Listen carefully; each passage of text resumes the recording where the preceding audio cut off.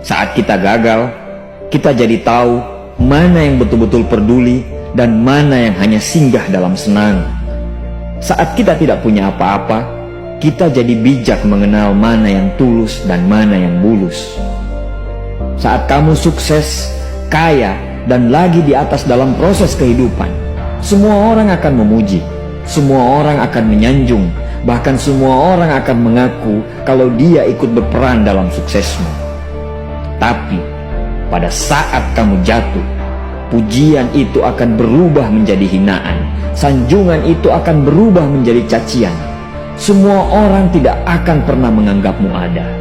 Percayalah, saat gagal, semuanya menjadi gelap. Kamu akan ditinggalkan, dan kamu seperti ilalang kering di padang tandus. Tapi saat gagal itulah Tuhan akan menunjukkan siapa yang setia dan siapa yang tidak setia. Kawan, saat-saat gagal itulah pilihan kita cuma ada dua: meratapi kegagalan dan membiarkan semuanya menjadi kalah, atau kamu bangkit dan menjadikan kegagalan itu sebagai acuan untuk bangkit dan terus bangkit. Menangislah sekeras mungkin, berteriaklah selantang mungkin. Tidak apa-apa. Tidak ada manusia hebat di dunia ini yang tidak pernah menangis dan berteriak karena gagal. Menangis dan berteriak saat gagal bukan karena kita lemah.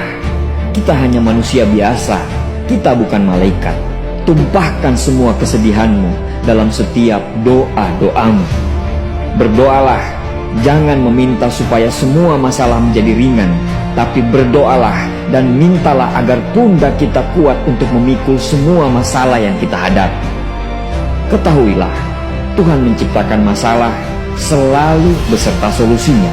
Tapi setelah itu, kamu harus bangkit. Kamu harus jauh lebih hebat daripada sebelumnya. Kegagalan adalah guru terbaik yang akan mengajarkan kita untuk bangkit kembali dan mengetahui hal mana yang perlu kita hindari di kemudian hari. Ketahuilah, anak panah akan melesat jauh ke depan jika sebelumnya ditarik jauh ke belakang. Sama, kesuksesan yang luar biasa pasti diraih setelah mengalami kegagalan yang teramat dalam. Kegagalan hanya akan dirasakan oleh orang-orang yang mau berjuang. Kegagalan tidak akan terjadi kepada orang-orang pemalas yang mengabdikan hidupnya hanya untuk menjadi benalu kehidupan. Bangkitlah, tapi ingat, saat kamu berjuang lagi, berjuanglah bersama orang-orang yang mau sama-sama berjuang, bukan dengan orang-orang yang hanya mau diperjuangkan. Saatnya merubah hinaan menjadi pujian.